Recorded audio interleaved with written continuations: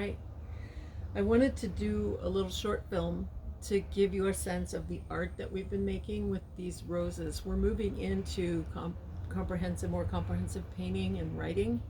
So what we did today had to do with the bud opening and a more open plant with the leaves. So there's a slight radial pattern in here, um, and it's all about growth, how the plant grows.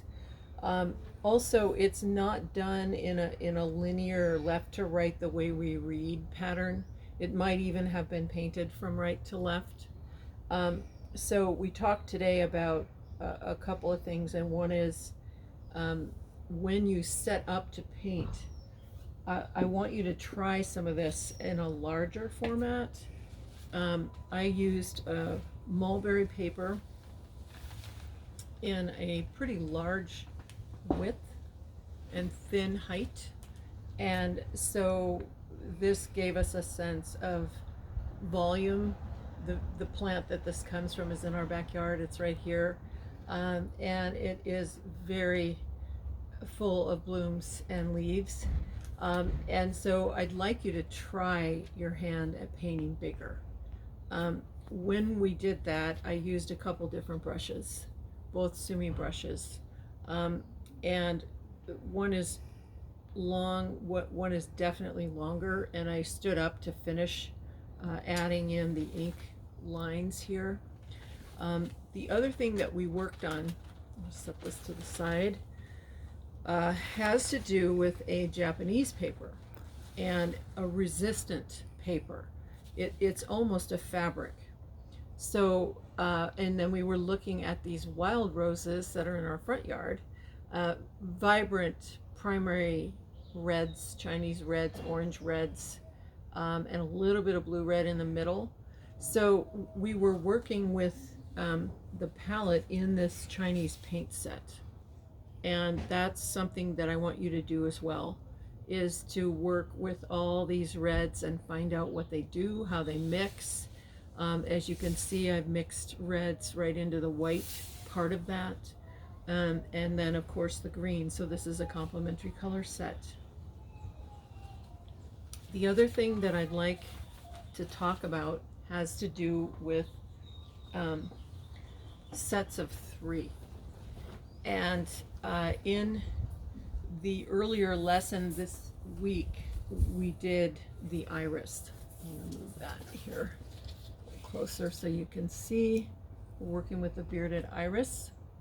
And that said, again, I'm working with not all in the same row, but kind of 1, 2, 3 on my paper. This is a heavy print paper, and of course black ink, and the lines are very vertical. So today we were kind of working with a radial pattern across in a horizontal fashion.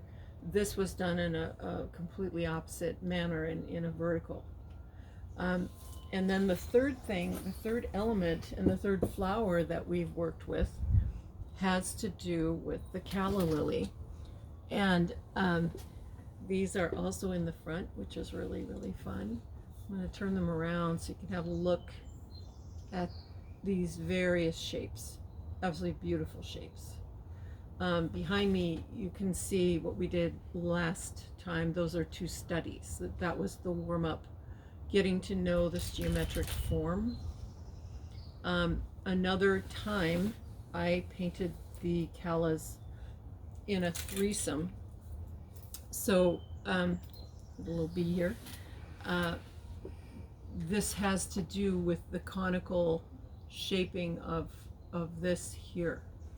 And again, in black ink with a very heavy outline and thinner tipped lining in here. But here you have this tubular flower right here. I should hold it this way so you can see. Yeah.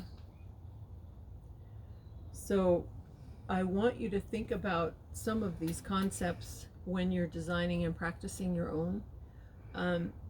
The sets of 3 is a really great way to move from that singular, just warm up to one item, one subject, into actually writing your paintings remember how the plant grows. That's going to give you all you need to know in terms of how do you make your lines and where do you make your lines.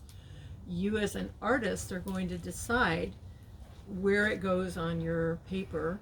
And in this merry month of May, we've been exploring SUMI technique, what kind of inks and paints to use, what kind of papers are out there, all kinds. And most importantly, how can you move from just doing exercises into doing complete paintings? Okay, and getting back to our flowers here. This is going to be a gorgeous design someday for a silk painting, which we're going to get into a little later in summer. And here we have a larger piece to leave you with love from the City of Roses, Portland, Oregon. Thank you.